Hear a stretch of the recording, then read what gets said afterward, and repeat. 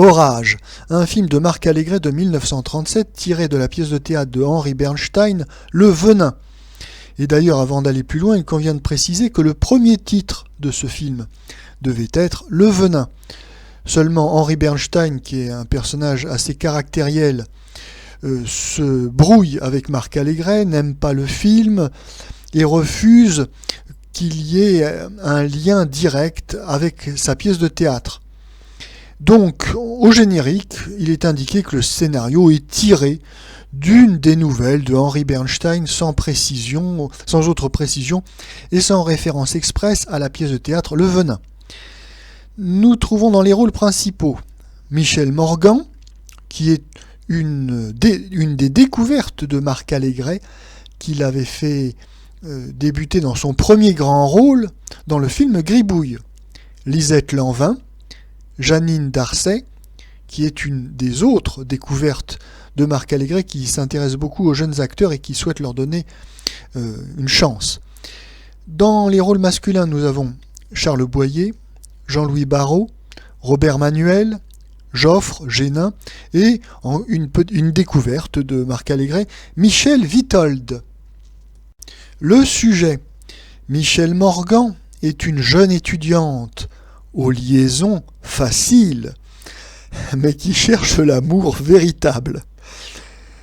Quand elle le découvre enfin, elle ne peut en profiter sans provoquer de drame. Michel Morgan préfère alors se suicider, plutôt que de briser le ménage de celui qu'elle aime, c'est-à-dire le beau Charles Boyer. Alors, je ne connais pas la cause de la brouille entre Marc Allégret et Henri Bernstein, mais le moins qu'on puisse dire, c'est que le maître n'a pas été trahi. Le ridicule grandiloquent du mélodrame original a bien été respecté. La guimauve est là, bien mise en valeur. On est dans un roman photo pour midinette. Un roman photo bien mis en image par Marc Allégret, car c'est bien connu. Il y a une grande midinette sentimentale qui sommeille en Marc Allégret. Les amateurs, ou plutôt les amatrices du genre, ne seront donc pas déçus avec le film Orage, qui respecte bien les règles du mélodrame. Nous avons Charles Boyer, qui est un beau brun ténébreux, à la voix chaude et envoûtante, qui a toujours un grand succès auprès du public féminin. Nous avons la séduisante Michel Morgan, qui sème le trouble, bien malgré elle, chez les hommes de tout âge et de toutes conditions, mais qui va trouver une force de caractère suffisante pour renoncer à son amour avec Charles Boyer. Oui, elle va préférer se suicider plutôt que de provoquer un divorce. Tout cela est bien compréhensible.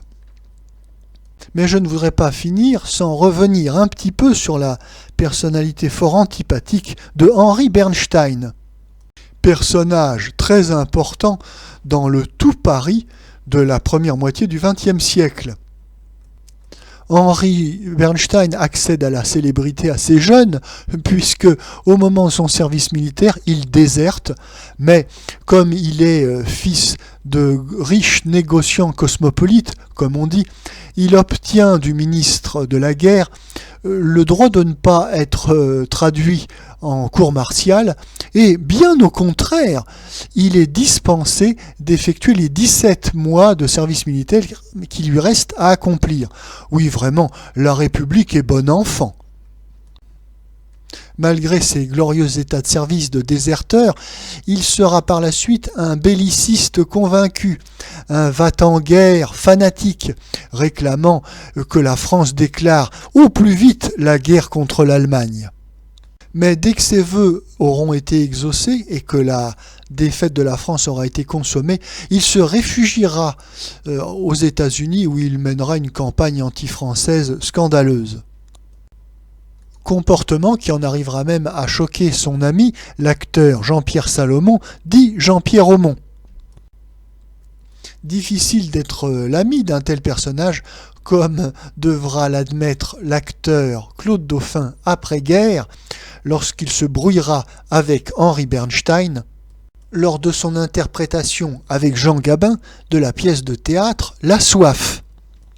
affaire qui fera grand bruit dans le tout Paris, une affaire de dédit, une affaire d'argent.